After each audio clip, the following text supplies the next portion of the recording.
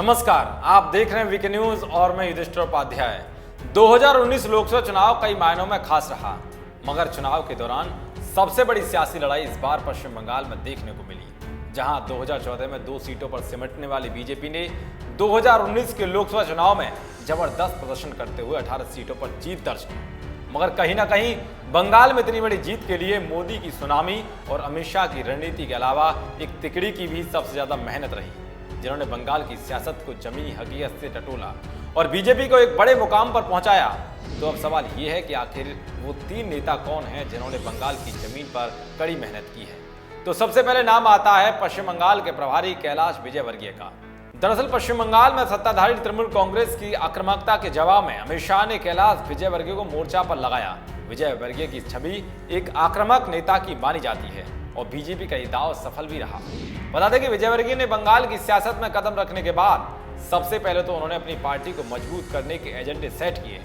2015 में पश्चिम बंगाल में प्रभारी की कमान संभालने के बाद कैलाश विजयवर्गीय ने सबसे पहले राज्य में हिंसा में मारे गए और घायल हुए पार्टी कार्यकर्ताओं के घर जाना शुरू किया।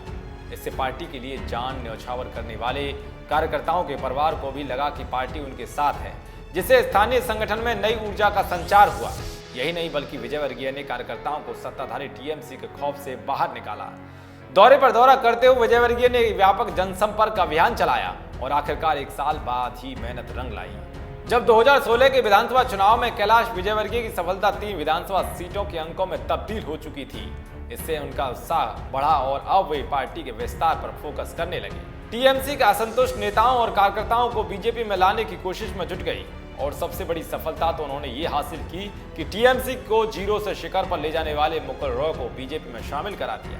मुकुलदा पश्चिमी बंगाल की राजनीति में एक वो हस्ती है जिन्होंने टीएमसी को शून्य से शिखर तक पहुंचाया। इसलिए वो इतना कॉन्फिडेंस से कह रहे हैं कि जिसको शिखर तक पहुंचाया उसको शून्य तक लाके खड़ा कर देंगे। और उसी श्रृंखला में आप देख रहे हैं प्रतिदिन विभिन्न दलों से लोग भारतीय जनता पार्टी में आ रहे हैं और ये सिलसिला जारी रहेगा। आपको स्मरण होगा, देश के प्रधानमंत्री माननीय नरेंद्र मोदी जी ने बंगाल की एक सभा में कहा था कि 40 विधायक हमारे संपर्क में हैं।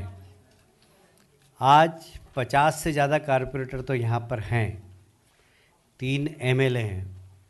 जैसे बंगाल में 7 चरण में चुनाव हुए थे, हम भी इसी प्रकार अगले महीने 7 चरण में ज्वाइनिंग का कार्यक्रम करेंगे। हर महीने अलग अलग चरणों में ज्वाइनिंग का कार्यक्रम होगा। लोकसभा चुनाव में बीजेपी को सफलता हासिल कराने में दूसरा नाम आता है बीजेपी नेता मुकुल रॉय का। किसी समय मुकुल रॉय ममता बनर्जी का सबसे बड़ा राजदार और दाया हाथ कहे जाते थे और जो तृणमूल कांग्रेस आज पश्चिम बंगाल में सत्ता में है, मुकुल रॉय उसके संस्थापक सदस्य रह चुके हैं। लेकिन अब वो हवा बदल चुकी है और बीजेपी के खेमे में तब्दील हो गई है।